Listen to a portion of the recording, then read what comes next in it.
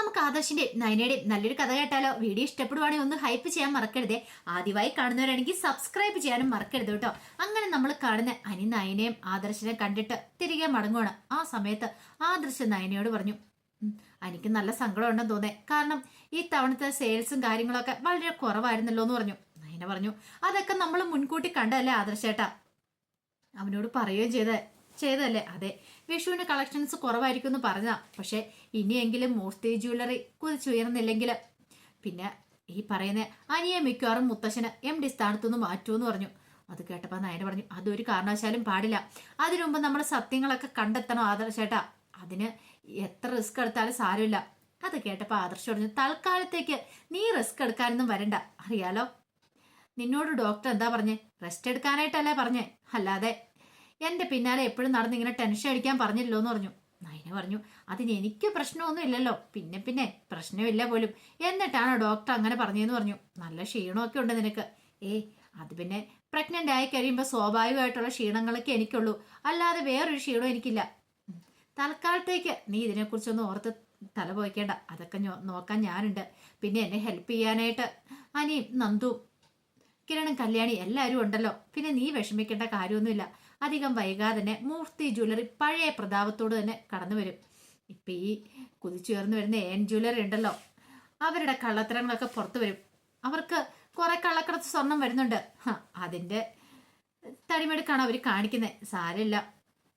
ഇത് കേട്ട് കഴിഞ്ഞപ്പം നയന പറഞ്ഞു, അല്ല ഇപ്പൊ പോരാത്തേന് അബിയും കൂടെ അങ്ങോട്ട് കേറിയിട്ടുണ്ടല്ലോ AN ജ്വല്ലറിയിലേക്ക്. അവൻ മൂർത്തി ജ്വല്ലറിനെ ഒറ്റ കൊടുക്കാനേ ശ്രമിക്കുള്ളൂ. അതൊക്കെ അറിയാം. ഒരു പക്ഷേ എങ്കില് ഈ പറയുന്ന നവ്യയുടെ റെക്കമെൻഡേഷനിലല്ല അവൻ കയറിയിരിക്കുന്നത്. അവൻ എന്തോ ഒരു പിടിപാടുണ്ട് AN ജ്വല്ലറിയുമായിട്ട്. അപ്പൊ ആ പിടിപാടിന്റെ പുറത്താണ് അവൻ കയറിയിരിക്കുന്നത്. അതെന്താന്ന് നമ്മൾ കണ്ടെത്തണം. സാരമില്ല, മാളവിക അത് കണ്ടെത്തി തന്നോളൂ എന്ന് പറഞ്ഞു. മാളവിക അവനെ വാച്ച് ചെയ്യുന്നുണ്ട്. എന്തോ അവനിപ്പം മാളവിയോട് എന്തോ ഒരു ക്രഷ് ഉള്ള പോലെ പെരുമാറ്റം എന്നാ മാളവി പറഞ്ഞു. അത് കേട്ടപ്പം നയന പറഞ്ഞു, അവന്റെ പഴയ സ്വഭാവം വീണ്ടും പുറത്തെടുക്കാൻ തുടങ്ങിയല്ലേന്ന് ചോദിച്ചു. അതെ, പറഞ്ഞിട്ടൊന്നും ഒരു കാര്യമില്ല. സാരമില്ല, അതൊരു കണക്കിന് നമുക്ക് ഉപകാരമായിട്ടോ വരത്തുള്ളൂ എന്ന് പറഞ്ഞു. ഈ സമയം നാഗേന്ദ്രനെ കാണാനായിട്ട് ഡേവിഡ് ചെല്ലുന്നുണ്ട്. അങ്ങനെ സംസാരിക്കുന്ന സമയത്ത് ഡേവിഡ് നാഗേന്ദ്രനോട് ആ കാര്യം പറയണേ. അവ ഇന്നൊരു സജഷൻ വെച്ചിട്ടുണ്ടായിരുന്നു, പരസ്യ മോഡലിനെ മാറ്റണം എന്നുള്ള കാര്യം. നവ്യനെ മാറ്റാനോ? അതെ, മാറ്റണമെന്ന് പറഞ്ഞിട്ടുണ്ട്. കാരണം കണ്ട മുഖം തന്നെ എപ്പോഴും പിന്നെ കണ്ടുകൊണ്ടിരുന്ന ആൾക്കാർക്ക് ബോറടിക്കുമെന്നൊക്കെയാണ് അഭി റീസൺ പറയണമെന്ന് പറഞ്ഞു. നാഗേന്ദ്രൻ പറഞ്ഞു, പെട്ടെന്ന് മാറ്റിയിട്ടുണ്ടെങ്കിൽ അത് പ്രശ്നമാവില്ലേന്ന് ചോദിച്ചു. എനിക്കും അങ്ങനെ ഒരു സംശയം ഇല്ലാതില്ല. പിന്നെ നവ്യ കുറച്ചു കാലം കൂടെ അവിടെ തുടരുന്നല്ലേ സാറേ നല്ലതെന്ന് ചോദിച്ചു. അതെ, അവിടെ കുറച്ചു നാളും കൂടെ നിൽക്കട്ടെ, അതിനുശേഷം മതി. പെട്ടെന്ന് അടിപടിയെന്ന് അവളെ ആ സ്ഥാനത്തുനിന്ന് മാറ്റിയിട്ടുണ്ടെങ്കിൽ അവൾക്ക് എന്തായാലും സംശയം തോന്നും. അല്ല, ഇനിയിപ്പം സംശയം തോന്നിയാലും കുഴപ്പമൊന്നുമില്ല. ഈ സമയത്താണ് ഡേവിഡ് ആ കാര്യം പറയണേ. പിന്നീട് ഞാൻ അവന്തിക മോളെ ഫോൺ വിളിച്ചോണ്ടിരിക്കുന്ന സമയത്ത് അബി കടന്നു വന്നേ. അബി കണ്ടോന്ന് അറിയത്തില്ല. അവന്തിയെ ഞാൻ വീഡിയോ കോൾ വിളിച്ചോണ്ടിരിക്കുവായിരുന്നു. അത് കേട്ട് കഴിഞ്ഞപ്പം നാഗേന്ദ്രൻ പറഞ്ഞു, എടാ ഡേവിഡെ, തന്നോട് ഞാൻ എത്ര വട്ടം പറഞ്ഞിട്ടുണ്ട്, സൂക്ഷിച്ചും കണ്ടും വേണം ഓരോ കാര്യങ്ങളൊക്കെ കൈകാര്യം ചെയ്യാനെന്ന്. അറിയാലോ, തൽക്കാലത്തേക്ക് നമ്മുടെ കള്ളത്തരങ്ങളൊന്നും ആരും അറിയാൻ പാടില്ല. ഈ പറയുന്ന അബി പോലും. ഇങ്ങനെ അങ്ങോട്ട് പോട്ടെ, കുറച്ചുകൂടെ കഴിയട്ടെ. അതിനുള്ള സമയമായിട്ടില്ല. സമയമായി കഴിയുമ്പോൾ ആ കാര്യങ്ങളൊക്കെ അറിഞ്ഞാൽ മതി എന്ന് പറഞ്ഞു. അത് പിന്നെ എനിക്കറിയരുതോ സാറേ.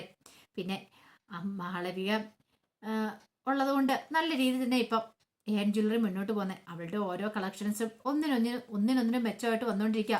ഓരോ ഡിസൈനും അത്ര പെർഫെക്റ്റ് ആയിട്ടാണ് ചെയ്തുകൊണ്ടിരിക്കണേന്ന് പറഞ്ഞു. ശരി, അതെനിക്കും തോന്നിയിട്ടുണ്ട്. പിന്നെ അബി പറഞ്ഞാൽ നിർദ്ദേശം തള്ളിക്കളയണ്ട. വേണമെങ്കിൽ ഒരു മോഡലിനെ കൂടെ നോക്കിക്കോ. നല്ലൊരു മോഡൽ ഒത്തു വന്നിട്ടുണ്ടെങ്കിൽ അവരെയും കൂടെ നോക്കിക്കോ. ഇന്നല്ലെങ്കിൽ നാളെ നവ്യേനെ അവിടുന്ന് പറഞ്ഞു വിടണ്ടല്ലേ. ഞാൻ നേരത്തെ കരുതിയിരുന്ന ഒരു കാര്യമായിരുന്നു. പിന്നെ എന്റെ മോളുണ്ടല്ലോ അവന്തിക, അവൾക്കാണെങ്കിൽ ഈ പറയുന്ന നവ്യേനെ കണ്ണെടുത്താൽ കാണത്തില്ല എന്നൊക്കെ പറഞ്ഞു. അങ്ങനെ ഒടുവില് ഡേവിഡ് തിരികെ പോരുവാണ്. പിന്നീട് അബി വൈകുന്നേരം വീട്ടിലേക്ക് വന്നു. വീട്ടിലേക്ക് വന്നിങ്ങനെ ആലോചിച്ചോണ്ടിരിക്കുകയാണ്. മാളവികയാണ് മനസ്സ് നിറയും. നല്ല ഭംഗിയുണ്ട് അവളെ കാണാനായിട്ട്. ശരിക്കും ഒരു മോഡലിനെ പോലെ ഉണ്ട്.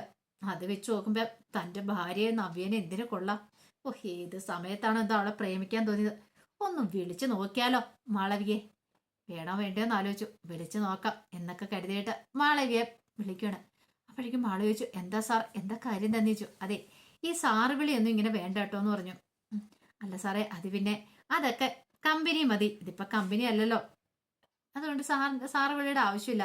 അല്ല എന്താ സാർ, എന്തെങ്കിലും അത്യാവശ്യം ഉള്ളതുകൊണ്ടാണോ? മാളവിക്കറിയാം ഇവനാളൊരു കോഴിയാന്നുള്ള കാര്യം. അപ്പോഴേക്കും അഭി പറഞ്ഞു, ഞാൻ വെറുതെ ഇരുന്നപ്പോ ഒന്ന് വിളിച്ചു നോക്കിയതാ, മാളവിക എന്തെടുക്കുക അങ്ങനെയൊക്കെ ചോദിച്ചു കുറെ വിശേഷങ്ങളൊക്കെ തിരക്കുന്നുണ്ട്. മാളവികയെ പതുക്കെ പതുക്കെ ചൂണ്ടയിട്ട് പിടിക്കണം. ഇനി ആരും കൊത്തിക്കൊണ്ടു പോവാതെ അവൾക്കൊരാണ് സുഹൃത്തിനെ വേണം. അങ്ങനെയാണ് പിന്നെ തനിക്ക് എന്തുകൊണ്ട് ആയിക്കൂടാ. പിന്നീട് മാളവി ചോദിച്ചു, അല്ല എന്റെ നവ്യ മാഡം ഇല്ലേന്ന് ചോദിച്ചു. അവള് പുറത്തങ്ങണ്ടുണ്ട്, ഞാൻ മുറിക്കുള്ളാന്ന് പറഞ്ഞു. പിന്നീട് നവ്യനെ കുറിച്ച് കുറെ കാര്യങ്ങളൊക്കെ ചോദിക്കുന്നുണ്ട്. അപ്പോഴേക്കും അഭി പറഞ്ഞു, എന്ത് ചെയ്യാനാ, ഈ കുടുംബത്തിന് ചേരുന്ന ഒരു ബന്ധമൊന്നും ആയിരുന്നില്ലത്. പക്ഷേങ്കിൽ ശരിക്കും പറഞ്ഞാല് ഞാൻ പെട്ടുപോയത് എന്റെ മാളവിയെ എന്നൊക്കെ പറഞ്ഞോണ്ട് നവ്യയുടെ കുറെ കുറ്റങ്ങൾ പറയണ. ആ സമയത്താണ് നവ്യ അവിടേക്ക് വരുന്നത്. നവ്യ കേട്ട് ഈ പറയുന്നൊക്കെ. ഓഹോ, അപ്പൊ അങ്ങനെയാണ്. അപ്പൊ ഞാൻ ഉദ്ദേശിച്ച പോലെ തന്നെ കാര്യങ്ങൾ പോകുന്നേ. മാളവിയെ വിടാൻ നിനക്ക് ഒരു ഉദ്ദേശമില്ല. ഇനി മിക്കവാറും എന്നെ തഴഞ്ഞിട്ട് ഇനിയിപ്പം അവളെ കശിക്കേറിയാനായിരിക്കും നിന്റെ ഉദ്ദേശം. അത് ഈ ജന്മം നടക്കില്ലടാ എന്നൊക്കെ ഇങ്ങനെ നവ്യ മനസ്സിൽ പറയാണ്. കുറെ സമയം കൂടെ അവൻ ചൊല്ലിയിട്ടാണ് ഫോൺ വെക്കുന്നത്. മാളവിയയ്ക്ക് അവൻ വിളിച്ചു കഴിയുമ്പോൾ സംസാരിക്കാതിരിക്കാൻ പറ്റില്ല. അവനെ കയ്യിലെടുക്കേണ്ട തന്റെ ഉത്തരവാദിത്തം കൂടെയാണ്. അവൻ മുഖാന്തരം കുറച്ച് വിവരങ്ങളൊക്കെ ചോർത്തിയെടുക്കാൻ പറ്റും AN ജ്വല്ലറിയെ കുറിച്ചുള്ള. അപ്പൊ അതിന് വേണ്ടിയിട്ടാണ് മാളവിക ശ്രമിച്ചുകൊണ്ടിരിക്കുന്നത്. പക്ഷേങ്കിൽ അവയ്ക്ക് അത് മനസ്സിലായതുമില്ല. പിന്നീട് നവ്യ മുറിയിലേക്ക് വന്ന് ഇങ്ങനെ ഇരിക്കുമ്പോൾ അഭി ഒന്നും അറിയത്തില്ലാത്ത മറ്റും നവ്യയോട് സംസാരിക്കുകയാണ്. നവ്യ അധികം മൈൻഡ് ചെയ്യാൻ പോയില്ല.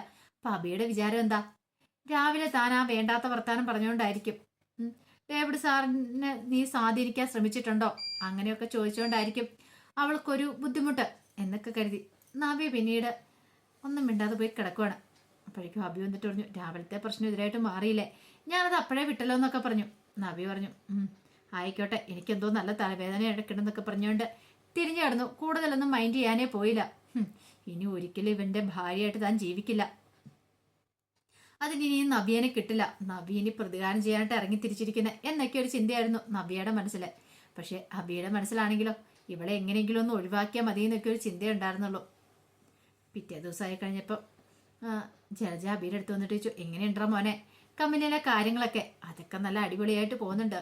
അല്ല, നീ ഇന്നലെ അവന്തേക്ക് എന്തോ സർപ്രൈസ് ഗിഫ്റ്റ് കൊടുക്കണമെന്ന് പറഞ്ഞു, കൊടുത്തോന്ന് ചോദിച്ചു. ഇല്ല, അതെന്താ കൊടുക്കാത്തെ? അത് കൊടുക്കാൻ പറ്റില്ലമ്മേന്ന് പറഞ്ഞു. എങ്കിൽ നീ ഒരു കാര്യം ചെയ്യുക, അതെനിക്ക് ഇങ്ങോട്ട് തന്നേക്കാൻ പറഞ്ഞു. നീ എനിക്കൊന്നും വാങ്ങി തന്നില്ലല്ലോ, ജോലി കിട്ടിയിട്ട് എനിക്കായിട്ട് എന്തെങ്കിലും വാങ്ങി തന്നോന്ന് ചോദിച്ചു. എൻ്റെ അമ്മയ്ക്കൊന്നും വാങ്ങി തന്നില്ല, ഞാൻ വാങ്ങിത്തരാം. എടാ, നിന്റെ എല്ലാ കൊള്ളരുതായ്മയ്ക്കും കൂട്ടുവയ്ക്കുന്ന ഞാനാ. എന്നിട്ടുണ്ടല്ലോ എനിക്ക് എന്തേലും വാങ്ങി തന്നില്ലെങ്കിൽ എൻ്റെ പൊന്നോ വാങ്ങി തരാന്ന് പറഞ്ഞു. ആ സമയം ജലജ പറഞ്ഞു, അനിയുണ്ടല്ലോ, ജാനിക്ക് എന്താ മേടിച്ചോണ്ട് കൊടുത്തതെന്നറിയാലോ, ഡയമണ്ട് നെക്ലേഴ്സാ. പക്ഷെ അത് നന്ദുവിന് വാങ്ങിയിട്ട് അബദ്ധപ്പെട്ട് ജാനിക്കിടയിൽ കിട്ടിയതാന്നുള്ള കാര്യമൊന്നും ഈ പറയുന്നവർക്കൊന്നും അറിയില്ലല്ലോ. അതുകൊണ്ട് ഒട്ടും കുറയാത്ത തന്നെ നീ വാങ്ങിച്ചോണ്ട് തരണം, എങ്കിലല്ലേ എനിക്ക് എല്ലാവരുടെ മുന്നിൽ കാണിക്കാൻ പറ്റുള്ളൂ എൻ്റെ മോൻ വാങ്ങിച്ചോണ്ട് തന്നാന്ന്. എൻ്റെ അമ്മയുടെ ഈ പൊങ്ങച്ചൊന്നും എത്തുന്നുണ്ടോ? മനുഷ്യൻ ആകെപ്പാടെ ഭ്രാന്തെടുക്കുന്നുണ്ട്. അതേടാ, നിനക്ക് ജോലി കിട്ടിക്കഴിഞ്ഞപ്പോൾ ഇപ്പം അമ്മയൊന്നും വേണ്ടല്ലേ എന്നൊക്കെ ചോദിച്ചോണ്ട് കുറെ ദേഷ്യപ്പെടുവാണ്. പിന്നീട് നന്ദുവിനെ നവീൻ വിളിക്കുന്നുണ്ട്. നവീൻ വിളിച്ച് ഇങ്ങനെ വിശേഷങ്ങളും കാര്യങ്ങളൊക്കെ ചോദിച്ചുകൊണ്ടിരിക്കുകയാണ്. അപ്പൊ നവീനെ ഇടയ്ക്കിടയ്ക്ക് ഇപ്പം നന്ദുവിനെ വിളിക്കുന്നുണ്ട്. അങ്ങനെ വിളിച്ചുകൊണ്ടിരിക്കുന്ന സമയത്ത് അനിയുടെ കോള് വരുന്നുണ്ട്. അപ്പോഴേക്കും നന്ദുവിനെ എന്ത് ചെയ്യണമെന്ന് അറിയത്തില്ല, അനി വിളിച്ചുകൊണ്ടിരിക്കുക.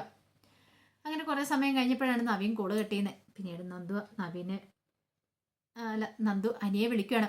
അനിയെ വിളിച്ച് സംസാരിക്കുന്ന സമയത്ത് അനി ചോദിച്ചു, എന്തായിരുന്നു കുറെ സമയമായാലോ, ബിസി ആയിരുന്നല്ലോ എന്ന് പറഞ്ഞു. അത് നവീനേട്ടൻ വിളിക്കുമായിരുന്നു പറഞ്ഞു. നവീനോ? അവനെന്തിനെ വിളിച്ചേ? വെറുതെ വിളിച്ച ഒരു കേസിന്റെ കാര്യത്തെക്കുറിച്ച് സംസാരിക്കാനുണ്ടായിരുന്നു. അത് സംസാരിച്ചതിന് ശേഷം പിന്നെ ഓരോ വിശേഷങ്ങളൊക്കെ പറഞ്ഞുകൊണ്ടിരുന്നു പറഞ്ഞു. അത് കേട്ട് കഴിഞ്ഞപ്പം അനിയൊന്നും മിണ്ടിയില്ല. എന്തായാലും നീ എന്താ ഒന്നും മിണ്ടാത്തേന്ന് ചോദിച്ചു. ഒന്നുമില്ല.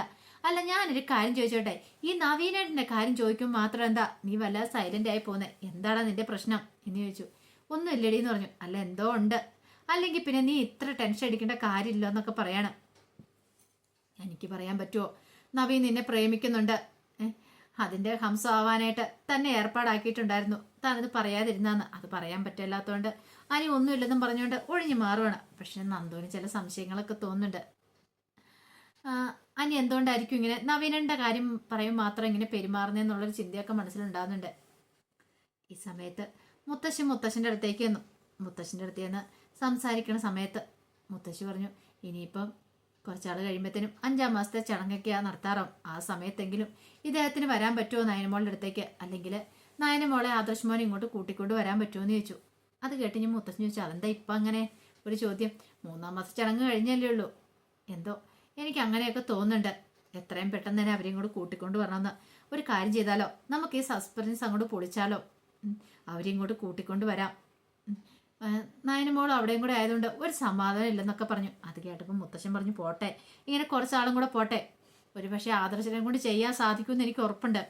നമുക്ക് നോക്കാം. അവനെ കൊണ്ട് സത്യങ്ങളൊക്കെ കണ്ടെത്താൻ പറ്റിയില്ലെങ്കിൽ പിന്നെ ഞാൻ ഇറങ്ങി തിരിച്ചാൽ പോരെ, നീ സമാധാനമായിട്ടിരിക്കാനൊക്കെ പറഞ്ഞ് ആശ്വസിപ്പിക്കുകയാണ്. അപ്പോൾ അതിൻ്റെ കഥകളൊക്കെയാണ് നമ്മൾ കാണാനായിട്ട് പോകുന്നത്. ആ വിശേഷങ്ങളൊക്കെ നമുക്ക് എല്ലാവർക്കും കാത്തിരിക്കാട്ടോ. ഒരിക്കൽ കൂടി എല്ലാവർക്കും ശുഭരാത്രി നേർന്നുകൊണ്ട് നിർത്തുന്നു.